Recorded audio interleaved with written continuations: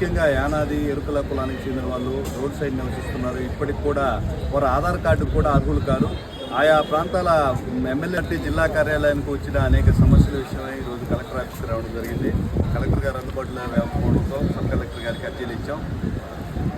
పేదరికాన్ని పూర్తిగా నిర్మూలించేంత వరకు రాజకీయాలను వదలలోని పవన్ కళ్యాణ్ గారి ఆదర్శాలను ముందుకి జనసేన పార్టీ తరఫున ముందుకు తీసుకెళ్తామని తెలియపరుచుకుంటూ ఈరోజు ముఖ్యంగా కోవూరు సర్వేపల్లి నియోజకవర్గాలకు చెందిన అనేక ప్రాంతాల్లో ముఖ్యంగా యానాది ఎరుకల కులానికి చెందిన వాళ్ళు రోడ్ సైడ్ నివసిస్తున్నారు. ఇప్పటికి కూడా వారు ఆధార్ కార్డుకు కూడా అర్హులు కాదు. ఆయా ప్రాంతాల ఎమ్మెల్యేలు ఎవరైతే ఉన్నారో వాళ్ళు కొంత చొరవ తీసుకున్నప్పటికీ ఇంకా ఆధార్ కార్డులు లేని సంక్షేమ పథకాలు అందని పేదలు ఎంతోమంది ఉన్నారు. వారందరి కోసం మండల హెడ్ క్వార్టర్స్లో ఆధార్ నమోదు కేంద్రాలు పెట్టాలని ముఖ్యంగా ఈరోజు కలెక్టర్ గారిని కలవడం జరిగింది.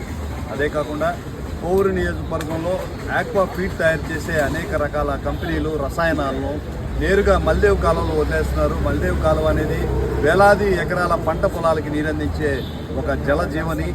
అటువంటి వాటిలో విష పదార్థాలు కలవడం వల్ల ఆహారం కలుషితం అయ్యే అవకాశం ఉంది.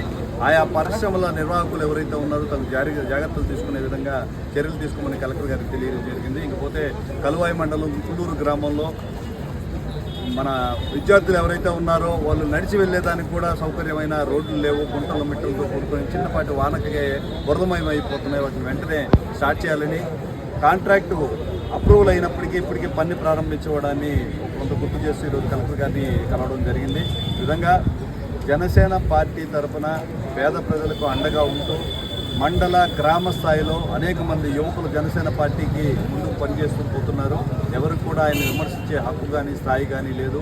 1500 రూపాయలు టికెట్ తీసుకొని మీరు తలసేమియా పేషెంట్ కోసం జరిగే కార్యక్రమానికి రావాలని చెప్పి భువనేశ్వరి గారు చెప్తే దాదాపు 50 లక్షలు సొంత సంపాదన నుంచి ఇచ్చిన పవన్ కళ్యాణ్ గారిని విమర్శించే స్థాయి అర్హత ఎవరికీ లేదు.